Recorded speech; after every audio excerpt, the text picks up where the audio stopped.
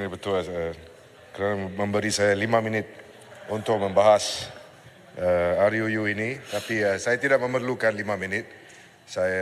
Ucapan saya pendek oleh kerana kebanyakan isu telah pun disentuhi dan diliputi oleh ahli-ahli parlimen dari kedua-dua belah. Dan kalau saya lihat, Puan Ketua, nampaknya RUU ini memang disambut baik oleh kedua-dua pihak dari sini dan juga sana. Memang ini merupakan satu inisiatif, satu usaha dari pihak kerajaan yang baik dan perlu disambut. It should be welcome dengan izin, dan saya mengucapkan tahniah kepada kementerian dalam menggubal RUU yang penting ini. Terutamanya dalam era cyber di dalam masa kami hari ini. Hanya beberapa perkara yang ingin saya menimbulkan berkenaan dengan beberapa fasal di dalam RUU ini. Pertamanya, berkenaan dengan fasal 58B. Puan Yang Ketua, kalau kita lihat kepada fasal 58B, dinyatakan di sana tanggungan pengarah dan sebagainya bagi syarikat dan sebagainya. Puan Yang Ketua, ini adalah merupakan fasal yang memperuntukkan liability dengan izin terhadap seorang pengarah syarikat dan sebagainya terhadap kelakuan ejen-ejennya di dalam syarikat tersebut. Dan walaupun ianya memberi satu presumption ataupun mengandaikan bahawa pengarah itu adalah liable atas kelakuan perbuatan ejen-ejennya, ini boleh diterima, boleh difahami, boleh dijustifikasi oleh kerana ini merupakan satu pasal yang memperuntukkan an offence of strict liability dengan izin Puan Yang Ketua.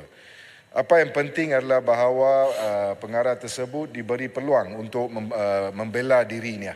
Seperti yang dinyatakan di dalam fasal tersebut. Boleh saya lihat kepada fasal tersebut.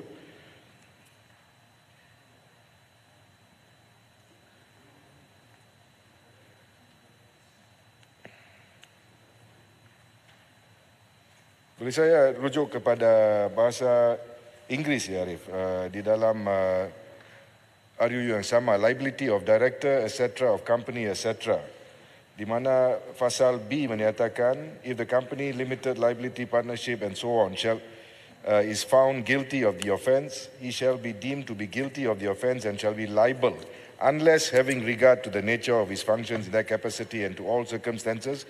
Dan ini adalah satu perkara yang ingin saya tanya, Puan Yang Ketua. He proves, pertamanya, that the offence was committed without his knowledge, dan perkataan yang seterusnya adalah and ataupun dan.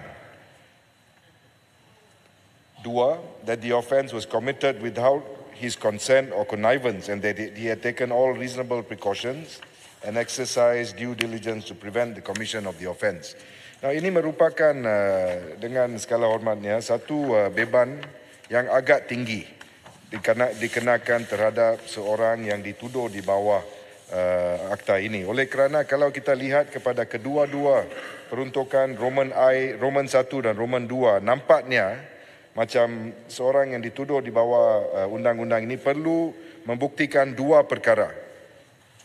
Oleh kerana perkataan N itu digunakan, iaitu pertamanya dia kena membuktikan dia tidak mempunyai pengetahuan berkenaan dengan kesalahan yang dilakukan oleh ejennya, dan keduanya beliau juga perlu membuktikan bahawa dia tidak memberi kebenaran dan telah pun exercise due diligence dan sebagainya.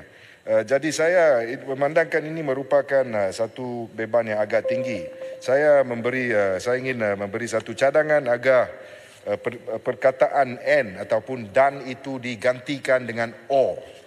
Dan ini akan membolehkan seorang itu membela dirinya dengan hanya membuktikan satu daripada dua perkara di dalam perkara Roman 1 dan Roman 2. Iaitu sekiranya dia tidak mempunyai pengetahuan berkenaan dengan kesalahan yang dilakukan itu sudah memadai ataupun mencukupi untuk menjadi satu pembelaan. Tak perlu dia juga membuktikan bahawa dia telah pun exercise due diligence dan sebagainya. Dan Masa sudah tamat. saya akor kepada apa yang dikatakan oleh Puan Speaker. Terima kasih, saya menyokong RUU ini. Terima kasih. Terima kasih Yang Berhormat Bukit Gelugur. Sebelum saya menjemput Yang Berhormat Menteri, saya ingin mengambil kesempatan